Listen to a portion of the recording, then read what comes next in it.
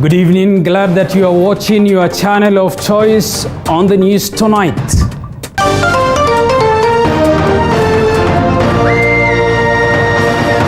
Tonight, ODM leader Raila Odinga meets Somali businessmen in Nairobi just a day after he rattled feathers with the revenue share formula that favors Mandera County over the populous Kiambu. Also tonight, lawyers representing 6 police officers charged with the killing of 2 brothers in Kianjokoma withdraw from the case.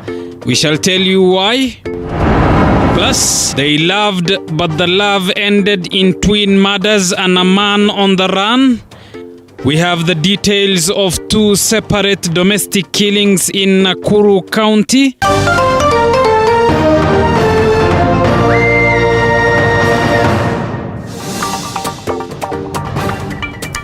Mini Mbesa is our sign language interpreter. Good evening, I'm Abubakar Abdullahi. Welcome to the broadcast.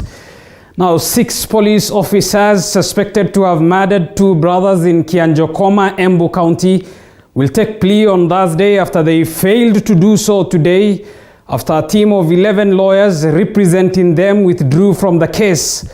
The 6 are expected to appear before the duty registrar in order to be assigned state counsel that will represent each of them following the move by their lawyers to recuse themselves from the matter.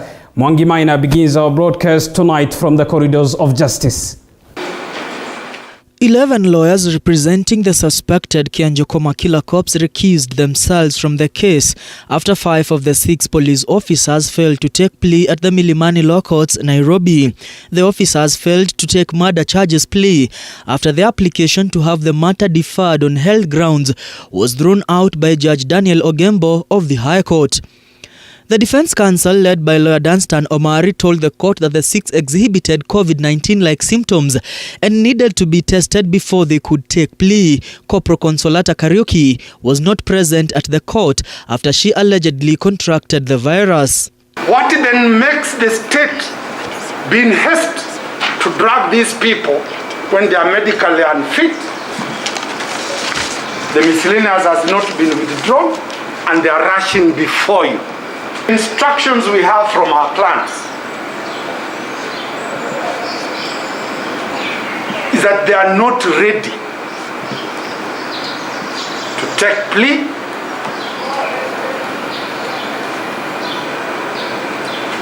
They still can be detained as they have been detained.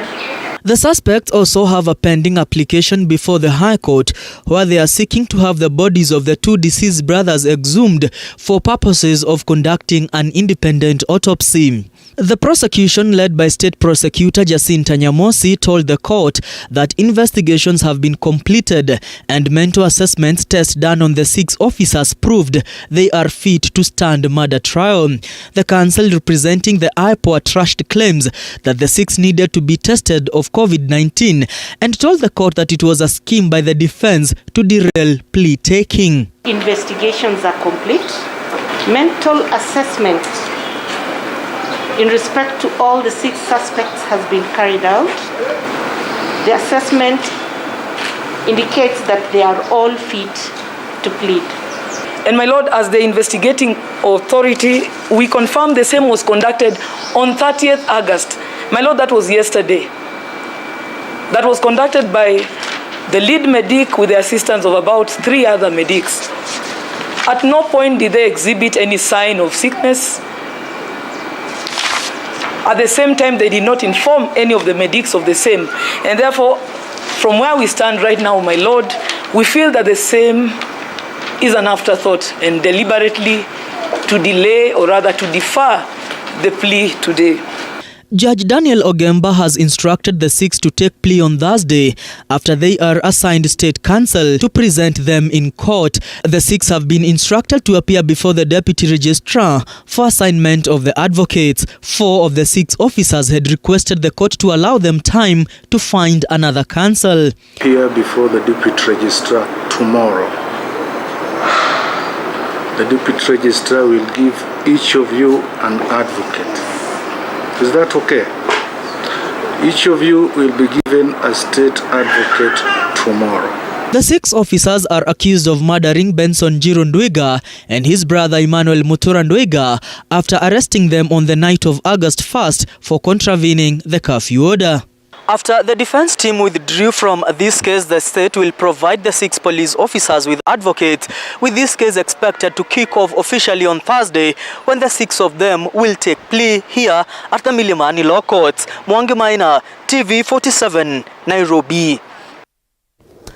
Elsewhere, the National Assembly Departmental Committee on Administration and National Security has summoned Interior CS Dr. Fred Matiang'i to answer queries on the sudden withdrawal of Deputy President William Ruto's GSU guards, who have since been replaced with administration police officers.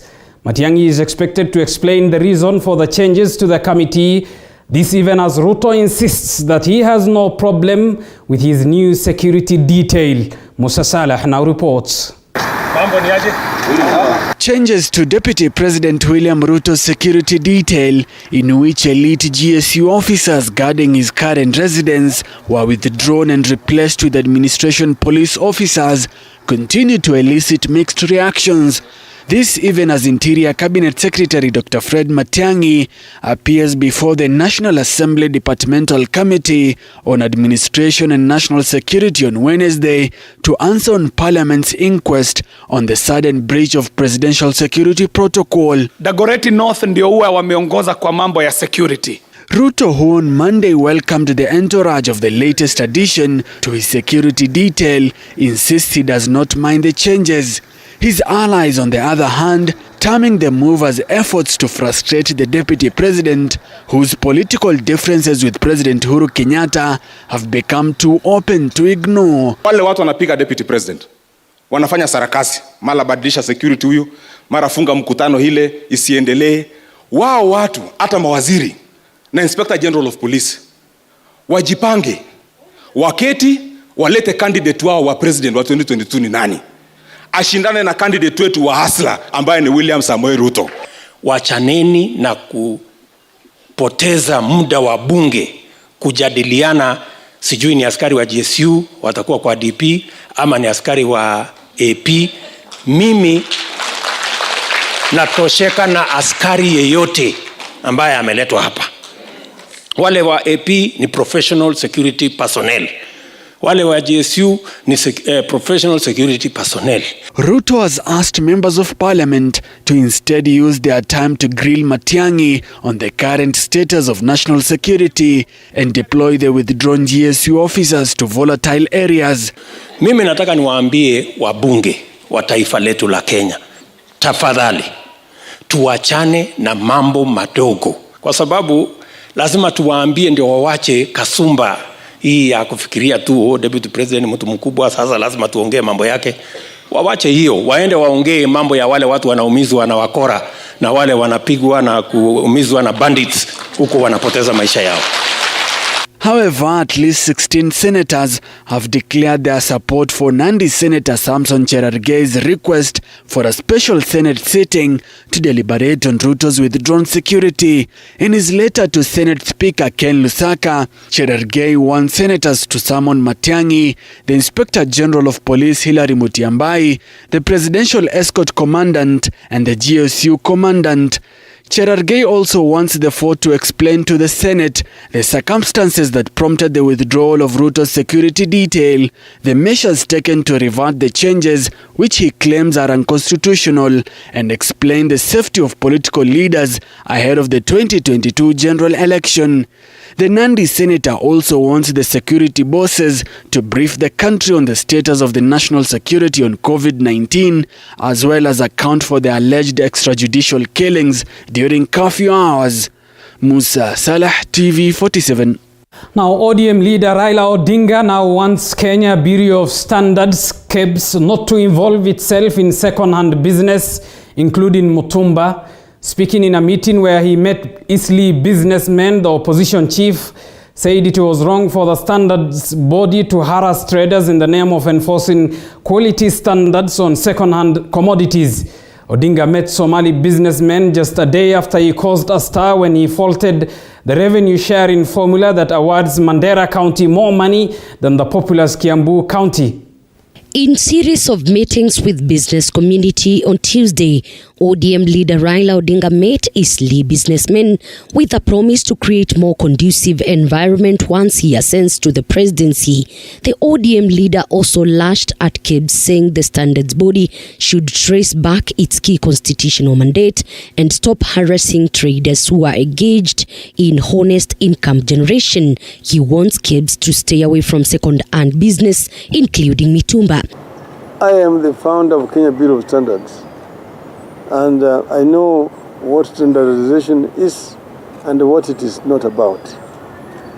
I think that, in my view, it does not make sense that KEBS should be engaging itself with inspection of second-hand vehicles. What standard is there in second-hand vehicles? Why should a Bureau of Standards be appointing agencies to test or inspect used cars? Used cars are used cars. There are no standard for used cars. The meeting brought together members of Somali Business Society, led by former Garissa Governor Natif Jama Adam, Garissa Senator Abdul Haji, and Wajir Woman Representative Fatuma Gedi. So that is not the work of a Bureau of Standards. And the Bureau of Standards should be more concerned with standards that affect the quality of lives of the people. If somebody is buying something that is substandard, knowing that item is substandard, shauri yake, unless it is something that is going to harm the life of those persons. So standardization should not be made mandatory in certain aspects, the way I know it. And the Bureau of Standards should not be used as an agency for harassment of businessmen and innocent citizens of our country.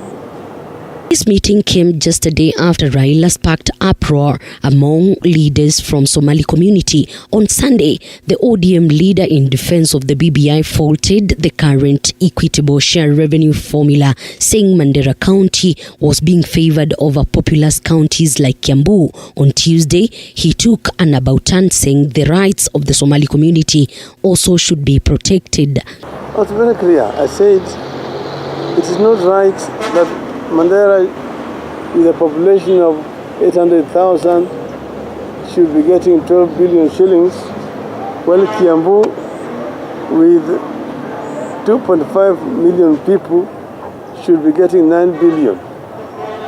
I said it's not fair to the people of Kiambu.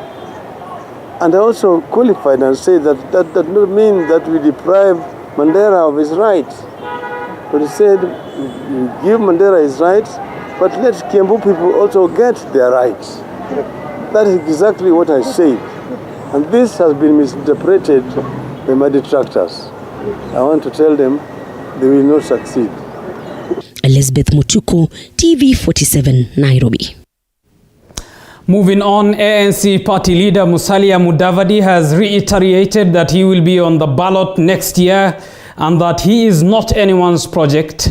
Speaking in Nandi County, Mudavadi urged Kenyans to critically analyze and interrogate all the presidential hopefuls based on their ideologies and what they stand for before making the decision on the ballot next year. Mudavadi refuted claims that the recent meetings with President Uhuru Kenyatta and his One Kenya Alliance counterparts was meant to endorse one of them. This even as One Kenya Alliance leaders are yet to agree on their flag bearer. That we can be able to send a strong message that this country needs liberation.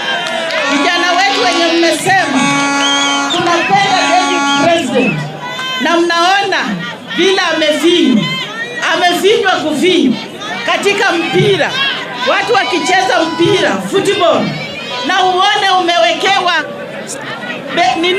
defense kali, unaendelea kucheza mpira. Tunapitisha mpira kwa the next person. Rais Moi mstaafu alisimama pahali akasema, Uhuru, sisi tuliitwa project bwana. Tuliitwa project. Uhuru aliitwa project. Sasa mimi sijui kama Uhuru anataka aweke project katika Kenya. Kwa hivyo mimi najua kwamba ukitaka kura, ukitaka uongozi, lazima uiname kwa mpigaji kura. That is where the leadership will come from. Na mimi nataka niombe wa Kenya msichague watu wenye hasira bana.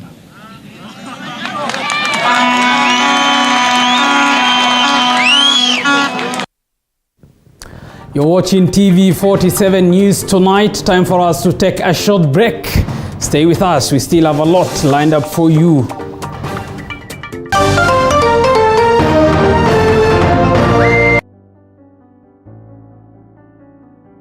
Ability is common in everyone. Those abled differently also have immense ability. Maybe we are not good in both, but we can be good in life. They reach beyond the limits in their special, different way. If the society can just be careful on what they call them and how they refer to them, that would at least be better. They need to be loved. They have feelings. They would like to give love. It's a natural thing. Catch their story on Beyond the Limit on TV47 every Saturday at 7:30 p.m. The brain does not exactly know how to differentiate physical pain from the psychological.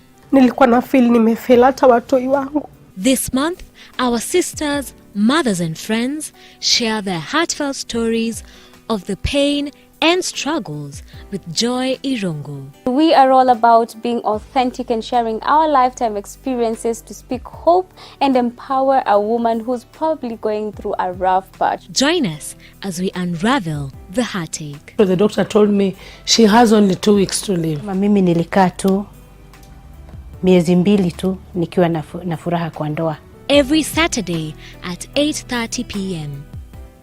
Are you looking to buy a home? Or are you looking to build one, yet you don't know where to start? Well, The Realtor is your home of real estate development information, whether you are looking to invest in the city or outside the city. We link you with the experts in the field, be it designing. We have also a very nice lighting and then gypsum decoration on the top of the ceiling. Roofing. When you involve a professional in your construction, there is a difference. Project that has been delivered by a professional person and a project that has not been delivered by a professional person. Interiors. What we are trying to go is for a mix of European and Middle Eastern look. Everything all under one roof. Join us every Tuesday at 7:30 p.m.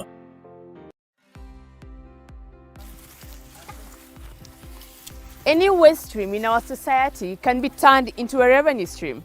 Basically, turning lemons to lemonade. It could be a restaurant,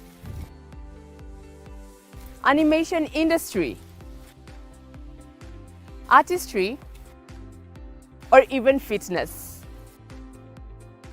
Just like the sweet and sour taste of lemons, businesses have their highs and their lows. Join me, Violet and Jackie, on the grind as business entrepreneurs tell us the tales of their business every Monday at 7:30 p.m.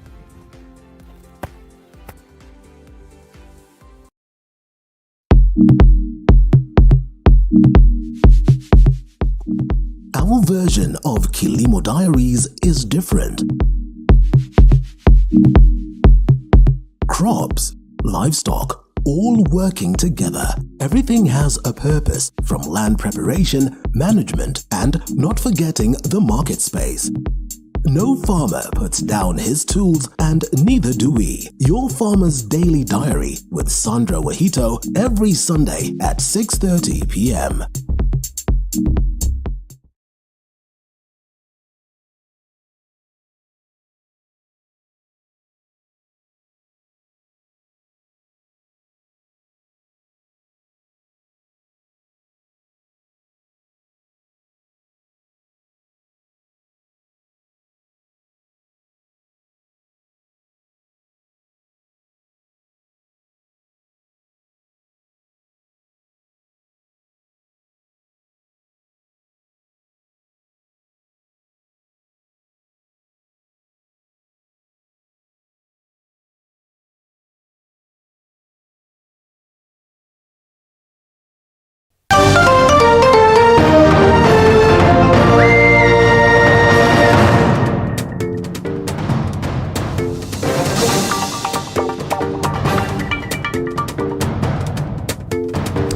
Welcome back. Thank you for staying with us. Let's get to more news.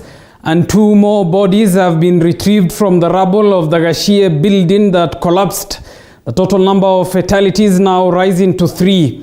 10 others were rescued from the scene and rushed to hospital for treatment.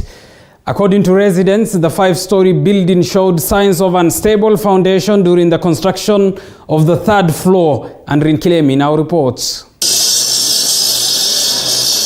Rescue operation for construction workers at the Gashie building that collapsed on Monday has entered day 2.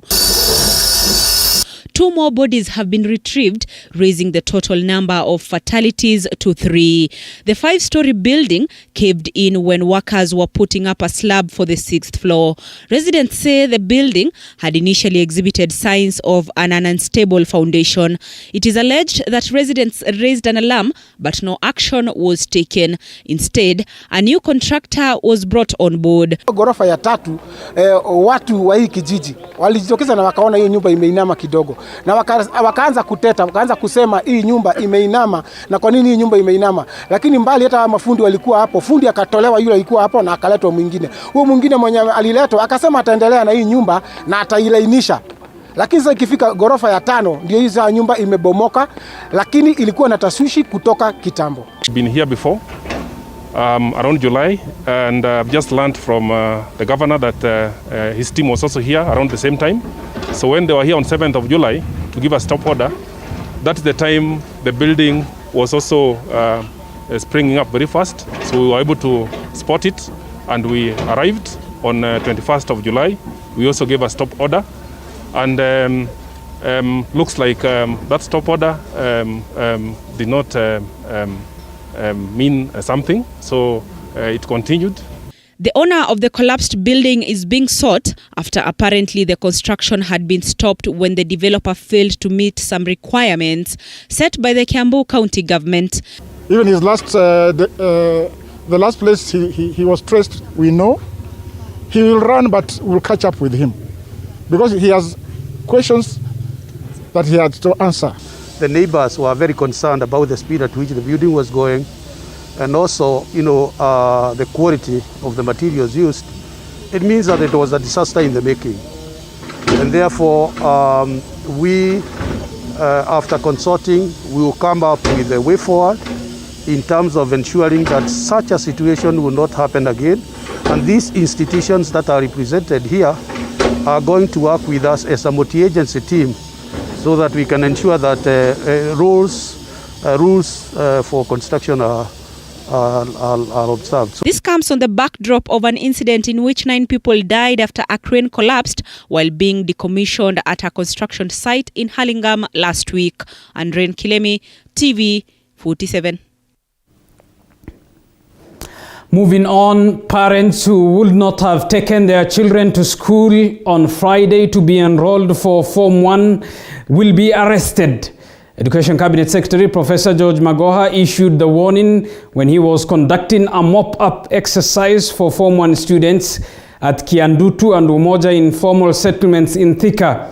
These were 5 students who did not have school fees, were each given a full scholarship. For the 4-year period, they will be in secondary school. Some of the counties that have recorded over 95% of enrollment of Form 1 students are Nyandarua, Nyeri, Kirinyaga, Tana River, and Taita Taveta County. Meanwhile, Professor Magoha has condemned the lecturers' move of threatening to call for a strike if they do not get a salary increment. We shall turn to the parents and to find out if we find that you are keeping a child at home and the child is not in school. These policemen have pingos. Ama yako hapana iko. We shall arrest them. Every child must be in school. And I also thank God that I have a salary to take home. There are many who don't have that. This is not the time to flex muscles about going to strike. It is the wrong time, it is the wrong time, and it is the wrong time. Well, still on matters education, and Kakamega Governor Wycliffe Oparanya has urged the national government to invest heavily in modern infrastructure development in schools. Oparanya says parents have been forced to give more levies to schools for infrastructure purposes following congestion in schools. Speaking after a meeting with county officers to validate the annual development plan, the county boss said that many schools are faced with inadequate schoolrooms. You now go to a classroom, you have over 100 secondary school pupils in a class, it becomes impossible. But it's unfortunately that the infrastructure has not been increasing at the same rate. This has also forced the head teachers to collect more levies from the parents to cope with this high demand of infrastructure. I will advise the Ministry of Education to make sure that there is proper allocation of more resources, more so to secondary schools, so that this program can be executed appropriately. While the idea is good, but if not well planned, it will affect the standards of education. Elsewhere, police in Nyeri County have arrested 2 suspects who are allegedly in possession of a gun allegedly stolen from the home of a senior government officer. Mudhoni Maina has the details. 2 people were arrested and a gun recovered by police in Nyeri County. The gun was allegedly stolen from the home of a senior government officer. The officers also recovered assorted household items believed to have been stolen from the home. Checking house to house within Pembetatu, and the police officers found one of the houses opened, and upon entering they noticed this is one of the house of one of senior government officer, and inside was a lady who was tied both hands and legs. According to Nyeri County Police Commander Adiel Nyange, the repossession of the gun, which was allegedly stolen last night, was a major breakthrough as it would have been used to commit crime. Shotgun, which we have recovered, you've later seen that shotgun, but we have it. It could have been used to terrorize people in this Nyeri.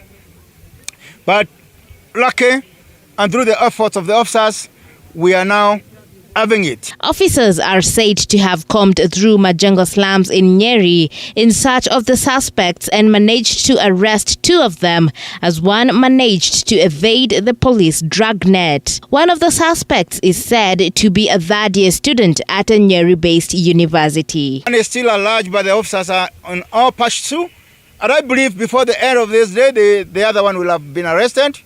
These 2 have been arrested, and surprisingly, one of the guys happened to be a boyfriend, one of the worker in the house. The police commander said that they got word of the crime from residents in the area, issuing a stern warning to criminals in the county. To warn the criminals within Nyeri County. And this is the last chance that I'm giving them. You better stop stealing. You better stop these criminal activities. But if you won't stop, then the results are those. Mudhoni Maina, TV47. Moving on, police in Nakuru have launched a manhunt for a 35-year-old man suspected to be behind the murder of his girlfriend. Elsewhere, the body of an unidentified woman has been recovered in Migori River. Faith Weru now reports. Police in Nakuru have launched a manhunt for a 35-year-old man alleged to be behind the murder of his girlfriend Mother Waithera at their home in Lakeview Estates. Waithera was found lying in a pool of blood on her bed by her 10-year-old son, who alerted one of the neighbors, who in turn called the police. A cousin of the deceased says that the house had been locked from outside, and on entering the house they found her dead. Kitu saa 2 ndio nilisikia mtoto akilia akiniita anti. Nikamuuliza Andrea ni nini? Akaniambia mami amekufa. Nikamwambia, ndio nikafungua mlango. Nikamwambia Mose, sasa nilidhania bwana yake ako ndani.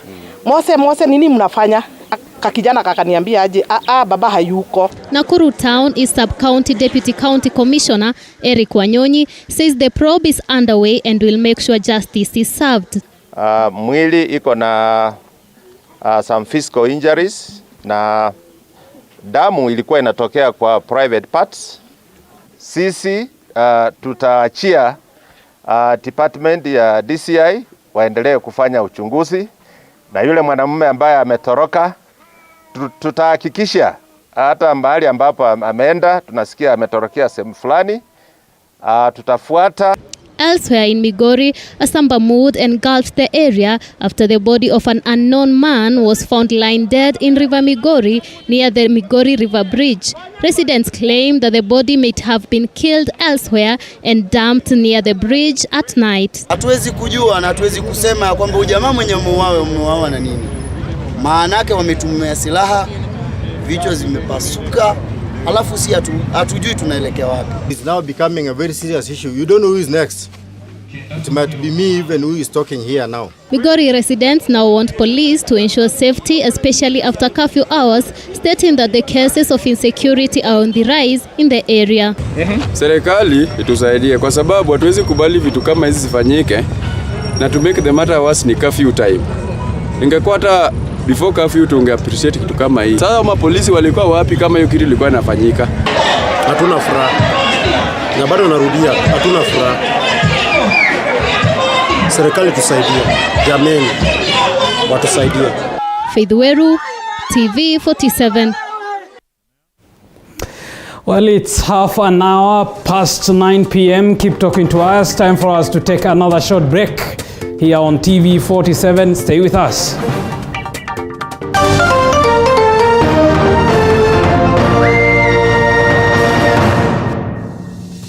You are watching TV 47, the home. Ability is common in everyone. Those abled differently also have immense ability. Maybe we are not good in both, but we can be good in life. They reach beyond the limits in their special, different way. If the society can just be careful in what they call them and how they refer to them, that would at least be better. They need to be loved. They have feelings. They would like to give love. It's a natural thing. Catch their story on Beyond the Limit on TV 47 every Saturday at 7:30 p.m. The brain does not exactly know how to differentiate physical pain from the psychological.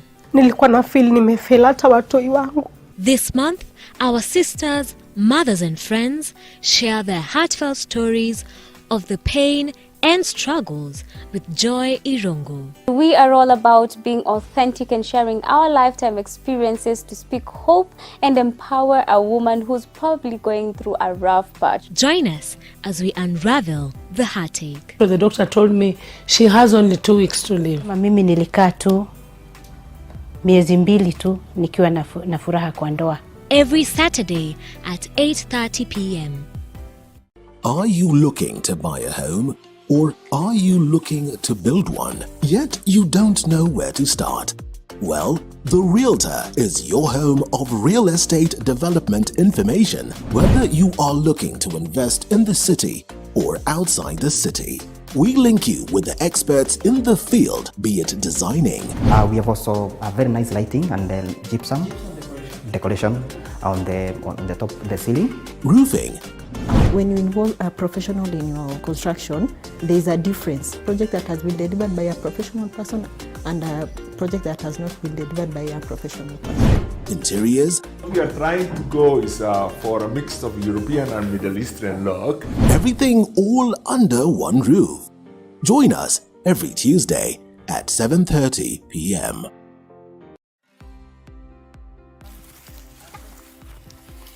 Any waste stream in our society can be turned into a revenue stream. Basically, turning lemons to lemonade. It could be a restaurant, animation industry, artistry, or even fitness. Just like the sweet and sour taste of lemons, businesses have their highs and their lows. Join me, Violet and Jackie, on the grind as business entrepreneurs tell us the tales of their business. every Monday at 7:30 p.m.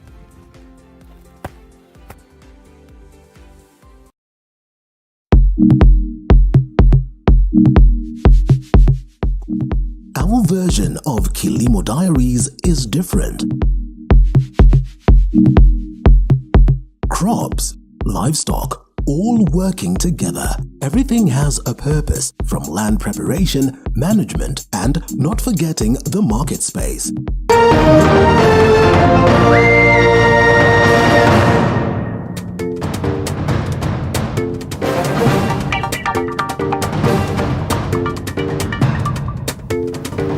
Welcome back. Now, 4 suspects have been arrested in connection to the brutal killing of a chief in Mount Elgon, whose body was last Friday found buried in a shallow grave 6 days after he was reported missing. A team of detectives from Bungoma have now arrested 2 men and 2 women following the chief's killing. Mike Kagwongo now reports.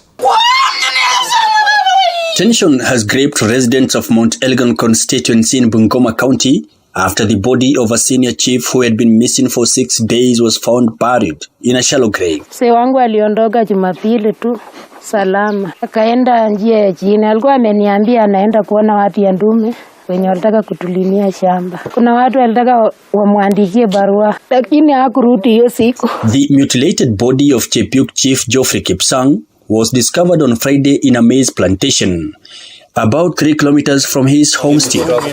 His clothes and phone were found buried beside his body, which was discovered by a resident near St. John's Secondary School in the expansive Chepiuk settlement scheme in Kopsiro sub-county. Sasa chifu anawekwa kwa shamba yangu. Ni yeye aliwa msichana poma yeye. Ni yeye mimi nafanya kazi na yeye. Hii watu walikuwa na niakani na mimi na chifu. Ni kwa sababu tunafanya kazi kwa ofisi moja. The discovery sparked panic, fear and tension among locals who now fear for their security. Baadaye kidogo wanampikia jirani. Kaniletea simu. Kanipikia tena kuniambia ati mzee hapatikani, ati anaenda report Kopsiro. Katalamka jioni mpaka Kopsiro, kufika huko tukalalia huko. Yaga sasa vile tulipanda huku juu tukaanza kutafuta yeye. Mr. Kipsang, known for his fearless and no-nonsense character, was popularly known as Michuki by locals for his firm stand while enforcing the law. He had been reported missing since Sunday last week. Bungoma County Commissioner Samuel Kimiti said police are pursuing other suspects linked to the killing of the 57-year-old chief. Saa hii tuko na watu 4 ambao wako wameshikwa, na hata kuna mwingine mmoja alishikwa jana na uchunguzi unaendelea. He added that the 4 suspects in custody are helping the police with investigations that will lead to the arrest of those still at large. Following his death, irate residents are reported to have torched 2 houses that they suspected harbored the people who might have killed him. Yani kuna nyumba ilishomwa, nyumba moja na ngara moja. Lakini najua sasa ndio tunasema watu wasichukue sheria mikononi mwake. Kwa sababu wakati unafanya hivyo, hata wewe unaongeza shida juu ya shida, na namba 2 unafuja hata sheria. Waachia serikali ifanye kazi. Mr. Kipsang, who has served as a chief since early 1990s, was very instrumental in fighting against illicit liquor, rape, insecurity and teen pregnancies, among other social ill bedeviling the community. Alikuwa amefanya raid kwa pombe ambayo ilikuwa inatengenezwa huku. Na hiyo ni moja inachunguzwa kama hiyo ndio ilisababisha. Na ikiwa kuna sababu nyingine itatafutwa. For TV 47 from Bungoma, I'm Mike Kagwongo. Moving on, Defense Cabinet Secretary Monica Juma has defended her nomination for the post of Secretary General of the Commonwealth at a time when the United Kingdom has declared its unwavering support for Kenya. Her candidature comes at a time when the request of the current SG to serve for a second term was rejected. Barely a day after President Uhuru Kenyatta nominated Defense Cabinet Secretary Monica Juma for the post of Secretary General of the Commonwealth, she has vowed to effectively shape the collective agenda of the member states that comprises 54 nations globally. Speaking in Nairobi, the former Foreign Affairs Cabinet Secretary sold her track record in hope that the next Commonwealth Heads of Government Summit, or CHOM, will consider her nomination favorably. Her exemplary service as one of Kenya's top diplomats establishes Ambassador Dr. Juma as a diplomat par excellence.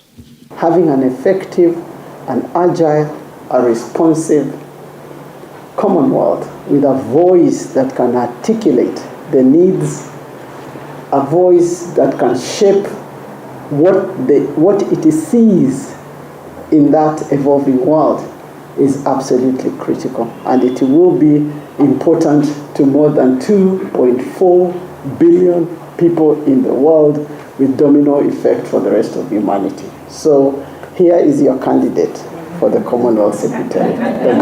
If successful, Juma will be the 7th person and 2nd woman to hold the office, which is headquartered at Marlborough House in London, UK. The position is a full-time job and she would have to leave a cabinet to take up the assignment. Foreign Affairs Cabinet Secretary Rachel Omamo assured the Commonwealth fraternity of Kenya's commitment to play its role in the international community. As a country, we believe the purpose of multilateralism and stand in solidarity with countries from all regions. Important juncture in history because of the nature, the dynamics, the trends, the risks and threats that are upon us. And I think the Commonwealth is an important platform in terms of pivoting around that world. Juma's candidature comes at a time when the UK Prime Minister Boris Johnson had initially supported President Kenyatta's nomination of former Foreign Affairs Cabinet Secretary Amina Mohamed to the very same position. Johnson at the time cited a change of leadership to remove current SG Patricia Scotland, who is considered a bureaucrat who has overreached her hand. Grace Josephine reporting for TV47. Elsewhere, Ruai Family Hospital has been closed indefinitely over claims of bungling the COVID-19 immunization process. However, the matter has taken a political twist after it emerged that an employee of the hospital has since diverted COVID-19 vaccines. They were being distributed at a UDA function in Murang'a. The founder of the hospital, Dr. Maxwell Okoth, said he's been punished for since a staff who was in his private capacity offering the vaccine at a free medical camp without the hospital's authority.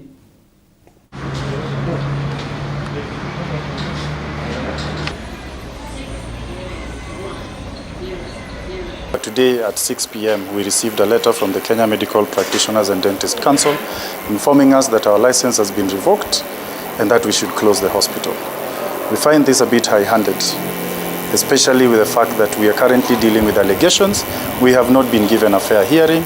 However, an action has been taken before we have been called to give our side of the story. I don't think that's how the law is practiced. We are a non-partisan organization. We do not support any part of any political divide. We are a medical institution. We provide healthcare to each and every Kenyan, regardless of where they come from. On this particular incident, one of our staff, who has already written a statement with the relevant government authorities, confessed that they took 160 vaccines from our allocation. These vaccines come from the government of Kenya. It is very sad somebody to start doubting the quality of the vaccines, yet we get the vaccines from the government. There's only one source of vaccines in this country. We have been doing this service free of charge, not even charging a single coin, because we want to help in spreading the vaccination process as fast as possible. We have been very proactive in the management of COVID in the past 1 year. We have served hundreds of Kenyans. Most of them have gone home. It is very sad that we can be punished for acting and providing a civil duty to this nation. Tomorrow, as we present ourselves to the medical board, we hope that sobriety and soberness prevails in this matter. and justice will be served. I was informed that a vaccination exercise was done in Muranga, and one of our staff was there doing this exercise. As an institution, we have 318 employees. We do not know what they do on their private time. When they act in their own capacity, we hope that personal responsibility should be taken. It is very sad to punish an entire institution because of one person's mistake. Now, authorities in the eastern region have raised concern over the number of congregants flocking churches. This has been attributed to the political class in attendance flouting Ministry of Health COVID-19 protocols.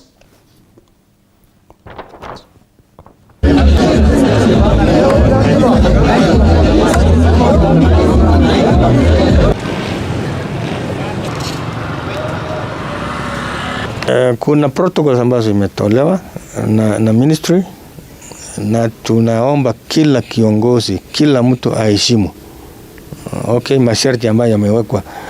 Lakini utakuta wakati mwingine sasa makanisa yamegeuzwa kuwa ni mahali pa kufanyia siasa. Hapo mbeleni kidogo watu wanapanga mikutano, lakini sasa vile tumesema hatutaki mikutano, kidogo wanaanza sasa kukeuka kuwa ni kama wanasiasa wanaenda makanisa kama wale watu wengine ambao wanaenda kuomba Mungu, lakini ndio wapate nafasi ya kuuza sera zao kwa makanisa. Mimi nataka kuomba tufuate masharti. Kuna pia idadi ambayo inatakikana wawe kwa kanisa, wale ambao wanaenda kila Jumapili. Idadi fulani imewekwa, ile 1/3.